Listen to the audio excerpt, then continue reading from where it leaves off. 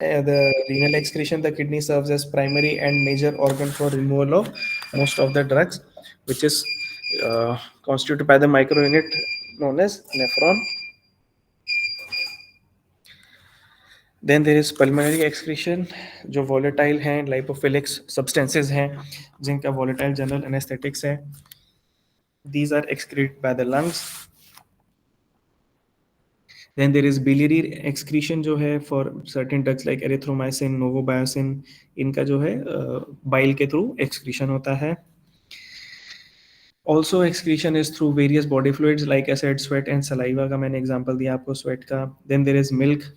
Simple, हम again जो lactating females होती हैं उनमें कौन सी मेडिसिन देनी है नहीं देनी है उसको भी we take into consideration, because many drugs they get absorbed in the milk and they can have the effect on the child is not taking medication per se by itself, but because of the milk that that the child is taking, usme it can have that medicine which can have negative effect on its health.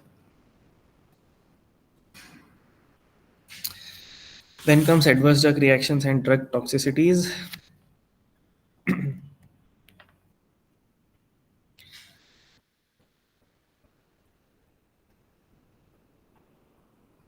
So adverse drugs can be effects can be based on the pharmacodynamics of the drug, that is the side effects which occur at the therapeutic of the drugs. Toxic effects जो होते हैं जो overdose से होते हैं. आपने normally कोई दवाई ली, फॉर एग्जांपल आपने एंटीबायोटिक ली, you have taken at the normal dose, azithromycin की जितनी डोज है 500 mg पर डे, आपने उतना लिया, उसका साइड इफेक्ट क्या हो गया, लूज मोशन हो सकते हैं, ठीक है, that is fine. But if you have taken over dose of that, मान लो आपने उसको 1 ग्राम ले ली या 1500 ग्राम्स ले ली एक दिन में, तो उसके टॉक्सिक इफेक्ट्स आ सकते हैं. टॉक्सिक इफेक्ट्स कब बोलेंगे, जब ओवरडोज हो गई है. जैसे उसमें आपको डिजीनेस हो सकती है, आपको बहुत ज़्यादा चक्कर आ सकते हैं, that is the overdose. And something can be there because of drug withdrawal. आप कोई ड्रग ले रहे थे which was having narcotic effect, वो ड्रग लेना बंद किया, तो उस वजह से क्या हो गया, बंद होने से आपको इफेक्ट आने लगे. जैसे हम बात कर रहे थे पीछे, सपोजिटली एल्प्राजोलैम की हम बात कर रहे थे कि भाई टॉलरेंस डेवलप हो जाती है, ज़्यादा डोज चाहिए होती है to bring about the same effect, right. Supposedly आप एल्प्राजोलैम लेते हैं, आपने उसे लेना बंद कर दिया, तो आपकी बॉडी की नीड होगी, नहीं आई नीड दैट मेडिकेशन, मेरे को चाहिए, तो वो विड्रॉल का इफेक्ट हो गया. Then there can be teratogenicity, that is the drug that can cause fetal abnormalities. जो fetus होता है उसके अंदर abnormalities हो सकती हैं, those are teratogenic drugs. Then there is carcinogenicity, which certain drugs can cause uh, carcinogenic effect. And there can be iatrogenicity, that is कोई दवाई लेने से और कोई बीमारी हो गई, that is iatrogenic effect. Side effects, these are undesirable and unavoidable pharmacological effect of the drug in the therapeutic dose, but toxic effect is always in the overdose. Then there can be hypersensitivity, that is drug allergy to a cell-mediated immune response producing certain symptoms. कोई आपने दवाई ली, उसको जो है body ने hyper sensitive reaction हो गया and you have drug allergy. Many people come कि सर हमें सल्फर कंटेनिंग ड्रग से एलर्जी है, ठीक है, their body is hyper sensitive two sulphur. Teratogenicity, like I just said, it is derived from teratos means monster. These have direct effect on the fetus. Example, thalidomide. Then again, in further detail, carcinogenicity, certain drugs can change the gene and bring about structural changes showing the carcinogenic effect. ठीक है. Example, स्टिल्बोएस्टेरॉल, ये जो होता है during pregnancy अगर उन्होंने लिया है तो it can have cause vaginal adenocarcinomas. Then there is idiosyncrasy, जो ऐसा कि मैंने बताया ड्रग इंड्यूस्ड डिजीज, कोई ड्रग ली उसकी वजह से कोई डिजीज हो गई, it is genetically determined abnormal activity to a drug.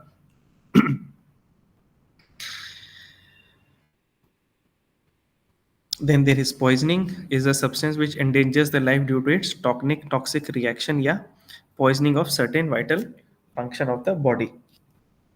इसमें क्या होता है, sometimes a drug when taken with some other compound या अल्कोहल के साथ रिएक्ट हो जाए तो पॉइजनिंग इफेक्ट आ सकता है. Now how do you manage this poisoning? Some general guidelines have been given in to manage the poisoning. Basically इनका एम क्या है, to prevent the further exposure to poisonous substance. जो पॉइजनस सब्सटेंस हमारी body में आ गया है उसके सिम्टम्स को जो है कम करना, एंड बॉडी का नॉर्मल फंक्शन को करते रहना। तो सपोजिटली किसी ने कोई एक पॉइजनिंग सब्सटेंस ले लिया, कोई दवाई ली जिससे उसको पॉइजनिंग हो गई है, तो उसमें हमें सबसे पहले क्या देखना है कि एयरवे एडिक्वेट रहना चाहिए और साफ रहना चाहिए ताकि ब्रीदिंग होती रहे। आइज़ को धोना है, बॉडी की सरफेसेस को धोना है in case of local poisoning.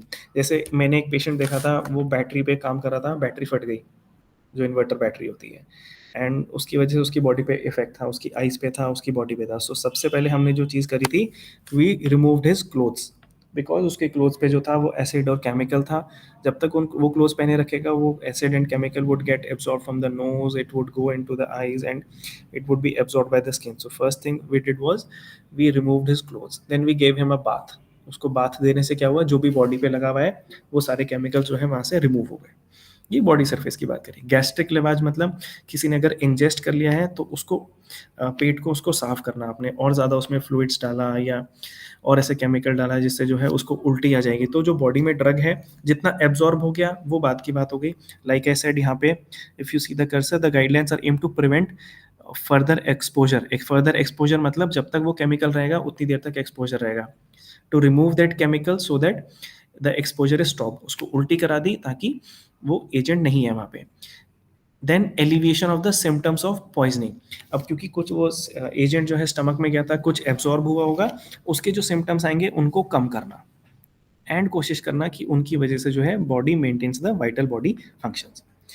ठीक है। सो एक्टिवेटेड चारकोल जो है ये हम लोग डालते हैं, दे देते हैं इन केस ऑफ पॉइजनिंग, ताकि जो एजेंट पड़ा हुआ है, जो केमिकल जो पॉइजन हमारी बॉडी में है, वो इससे कंबाइन हो जाता है, तो बॉडी में वो रिएक्ट नहीं करेगा, फिर बॉडी में एब्जॉर्ब नहीं होगा। इससे उसका एक्सपोजर कम हो गया, उसकी क्वांटिटी बॉडी में कम हो गई। Identify the poison and specific antidote should be given. जो भी हमें पता है कि अच्छा this is the agent that has been consumed as a poison, उसका जो एंटीडोट है इफ वो हमें मिल जाए तो हम उसको देंगे, तो उसका इफेक्ट जो है कम हो जाता है। Maintenance of blood pressure and other related body functions of the fluid, infusion pressure agents depending upon the condition of the patient. Body के जो हमने तीसरी चीज देखी थी, maintain body vital functions, we have to ensure कि ये सारा हो रहा है। Then there can be non specific antidotes. ठीक है, कोई एजेंट कोई केमिकल गया, सपोज कोई पॉइजनिंग एजेंट है एक्स, उसका नाम है एक्स, उसका हमें एंटीडोट वाई नहीं मिल रहा है, कोई बात नहीं, बट वो क्या कराता है, वो कन्वर्जेंस कराता है। तो कन्वर्जेंस के लिए को रोकने के लिए हम जो देंगे, that is also acts as a non specific antidote. Then there is forced diuresis. Diuresis मतलब यूरिन पास कराना। तो एजेंट बॉडी में जो है, हमने डायरेटिक एजेंट दे दिया, फॉर एग्जांपल फ्यूरेसेमाइड, उससे क्या होगा, जो बॉडी में एब्जॉर्प्शन कम होगा एंड एक्सक्रीशन ज़्यादा हो जाएगा उस एजेंट का, ज़्यादा यूरिन पास होगी तो ज़्यादा वो जो है डायूरेसिस की वजह से इफेक्ट नहीं आएगा। For example somebody is hypertensive and उसने बहुत सारा जो है पापड़ खा लिया है, and papad contains lot of sodium. अब वो सोडियम एब्जॉर्ब होगा तो उसका बीपी ज़्यादा हो जाएगा। तो what we'll do is we'll, and उसका बीपी बढ़ रहा है तो वील गिव हिम फ्यूरासेमाइड। हमने उसको डायरेटिक दे दिया, उसको यूरिन ज़्यादा पास होगी। अब जब यूरिन ज़्यादा बनेगा तो उस यूरिन में सोडियम भी बाहर निकलेगा, सो जो बीपी बढ़ा था वो बीपी जो है नॉर्मल होने की तरफ आ जाएगा। This is forced dialysis. Then haemodialysis and haemoperfusion, blood को जो हम लोग डायलिसिस करते हैं उसकी वजह से भी जो है केमिकल या पॉइजन जो है that can be remove from our body. Now comes rational use of a drug. Rational use of drug means using drugs which are safe and effective. वही drugs लेने हैं which are safe and effective. These should not be available at a reasonable price. These drugs should be available at a reasonable price and should be stored conveniently. जो drugs हैं हमारे पास, अब जैसे हमने पढ़ा कि इंसुलिन की बात करी, एनिमल से हमने डिराइव करा, इंसुलिन आ गया हमारे पास। ठीक है, अब किस डोज में वो सेफ रहेगा, इफेक्टिव रहेगा, वो हमें देखना है। वैसे ही हम प्रिपरेशन बनाएंगे, यानी मेडिसिन के फॉर्म में हम उसको प्रिपेयर करेंगे। Large number of commercial preparations, there are large number of commercial preparations available in the market, which it is difficult for physicians to make a rational choice for a wide range of drugs available. However, by applying sound criteria for selection, most appropriate drugs should be chosen. For example, domperidone है, ठीक है, example domperidone is use for vomiting.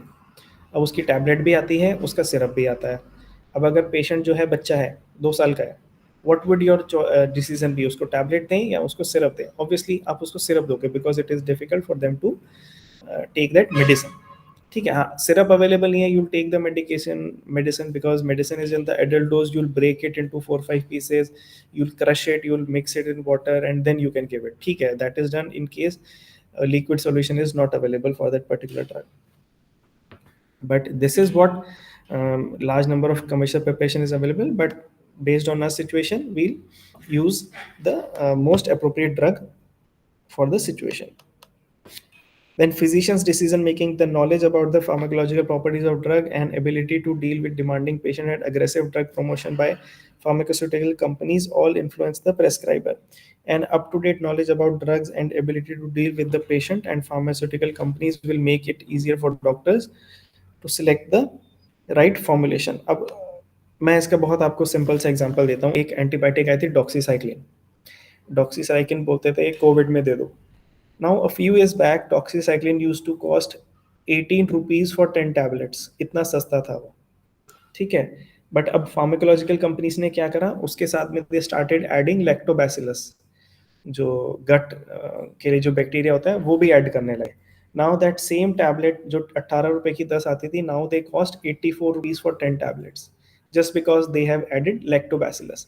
Now as a physician आपको देखना है, अगर आपको लगता है कि आपका जो पेशेंट है वो पैसे खर्च कर सकता है, उसको अच्छी महंगी दवाइयों का ही रहता है कि नहीं अच्छी महंगी दवाई खाई मैंने, तो यूल प्रेस्क्राइब देम लैक्टोबैसिलस के साथ वाला प्रिपरेशन जो है डॉक्सीसाइक्लिन का। But if you see the patient is garib, he cannot afford medication, so you'll, but it is required, so you'll suggest them the doxycycline plain, जिसमें lactobacillus ना हो। ठीक है, so ये आपका डिसीजन रहेगा। नाउ ये जो डिसीजन है ये किस बेसिस पे आएगा? The rational use of drugs can be applied accomplished by the following approach. Patient's problem. Try to find an explanation to the patient's problem. Take a detailed history of the illness and drug history of the patient. For example, patient ने कहा मेरे को गले में दर्द रहता है, I am having sore throat and all that. आप ये ऐसा नहीं कि अच्छा गले में दर्द है take antibiotic, no, just look into it, if what is the condition, हो सकता है there is mild just congestion, there is no infection in the throat and antibiotic is not required, only warm saline gargles can help, right? So detailed history and examination is required. Diagnosis, मैंने एक ही point में दोनों convert कर दिया। Accurate diagnosis is the pre requisite of the rational therapy. अगर आपने उसको diagnosis ठीक से बना दिया है तो ट्रीटमेंट भी उसको ठीक से मिल जाएगा। देन थेराप्यूटिक ऑब्जेक्टिव, हमारा ऑब्जेक्टिव क्या है? This should be arrived in the form of prognosis of the disease, relieving of symptoms or preventing a disease or a combination of those। कि हमें क्या करना है कि डिजीज मान लो वायरल डिजीज है, वायरल फीवर है, वायरल फीवर में एंटीबायोटिक देने का कोई फायदा नहीं है because viral is self limiting, वो अपने आप ही 2-3 दिन में ठीक हो जाएगा। ठीक है, या उसको हमें एंटी वायरल थेरेपी नहीं देनी है क्योंकि अपने आप 2-3 दिन में ठीक हो जाएगी, हमें सिर्फ उसके सिम्टम्स को रिलीव करना है, सिट्राजिन देनी है, पैरासीटामोल देनी है, या डिजीज प्रिवेंट करनी है। Supposedly there is viral infection and also there is risk of developing secondary bacterial infection, in that case you can give antibiotics. So this decision has to be taken with the therapeutic objective. Then selection of the drug treatment. The approach towards the drug selection should be in 2 phases. Determine the option available to treat the health problem. Sometimes simple advice may be all that is necessary and drug therapy may not be needed. Like I said, आपने throat देखी, आपको लगा है तो mild congestion है, आपने उसको बोला warm saline gargles कर लो ठीक हो जाएगा। ठीक है, उसमें कोई he did not need any medication, only the gargling can help them out. So that is one thing, selection of drugs. Second, evaluate the drugs on the basis of the following criteria. Drug की कितनी efficacy है, उसकी safety कैसी है, उसकी cost कैसी है, all these criteria can be there to select the drug. For example, my professor use to say if there is a patient of cancer, you know he is going to die, he is in such a state, why to give him expensive antibiotics or expensive painkillers? Prescribe them only simple paracetamol. 1 रुपए की paracetamol आती है वो दे दो, because आप 1 रुपए की paracetamol लिखो या कोई 10 रुपए की कॉम्बिनेशन वाली पेन किलर लिखो, बहुत ज़्यादा इफेक्ट नहीं आएगा, eventually the patient has to die in a few days, right?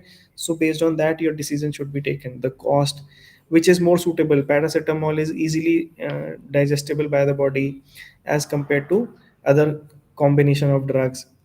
Safety भी हमें देखनी चाहिए, which is more safe, more efficacy. Supposedly somebody is diabetic, अब उस केस में हम पेशेंट को जो है कोई अगर सस्ती वाली दवाई लिख दें, बट दैट सस्ती वाली tablet is not as much effective as the efficacy should be there. ठीक है, उसका शुगर जो है पेशेंट का 300 है और हम उसको मेटफॉर्मिन दे दें 500 mg one time a day, ठीक है, but that is not sufficient, उसको दिन में 2 बार देनी पड़ेगी to control that much amount of sugar. तो वो सारा हमें देखना पड़ेगा।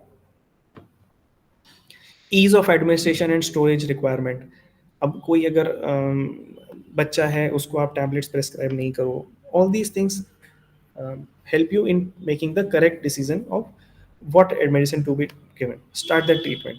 Describe the drug and start drug administration. Inform the patient about beneficial effects as well as side effects of the drug and how to deal with. Somebody is found to have hypertension.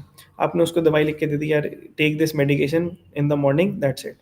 But you also tell them कि अगर आप इसको किसी दिन miss कर दोगे तो उसकी वजह से what effect can be there, because you know hypertension में medication is to be taken daily. Some day patient might not take the medication and may have certain symptoms, so he should realize कि अच्छा I'm having these symptoms, oh it means I forgot to take my medication in the morning। ठीक है, या कुछ side effect हो सकते हैं, किसी उसके ट्यूबरकुलोसिस का पेशेंट है उसमें ऐसी एंटीबायोटिक्स चलती हैं which can have effect on liver, so if they are aware about it they will be more consistent toward taking their medication. Then result of treatment, the result of the drug therapy should be assessed periodically. For example, in chronic diseases जो है diabetes हो गई, hypertension हो गई, regularly check करते रहो whether the medication is producing the desired effect और not, whether the sugar is controlled by that amount और नॉट। हो सकता है कि शुगर काफ़ी ज़्यादा कम हो रही है उसकी वजह से, तो डोज उसको कम करनी पड़ेगी। हो सकता है मेरी शुगर अभी भी कंट्रोल में नहीं आ रही है, dose might need to be increased. So this is about rational usages of drug. Next is rational prescribing, ये वही सारी जो चीज़ें बताई वही है। Selection of a drug, accurate diagnosis, select group of drug effective to the treatment a particular health ailment, effective groups of drugs can be selected, efficacy की बात कर ली, safety की बात कर ली, suitability, cost, जो सारा भी हमने पढ़ा, that is all this। storage condition, monitoring of treatment, so that is it, that's all from my side today। ask me anything in case you want। Best session, sir. Best session I have ever had. thank you Chirag। I love your example, sir. Thank you buddy, these are just practicals, example on ground reality that I tried to share। I hope I justified। Yes, sir. Yes, very much, sir. Very predictable. Very good, sir. Excellent, sir. Thank you so much, Chirag। In case you have any question, anybody, Shweta, in case you want to ask anything, Chirag, in case you want to ask anything, feel free।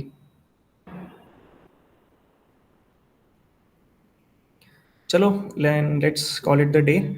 ठीक है, my next class Okay, sir. will be probably next week। Yeah, Shweta, you want to say something?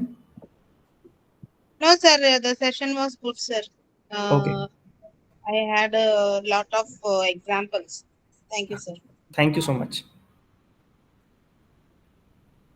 चलो, thank you guys, take care। Take care, sir. Have a Okay, nice day. okay।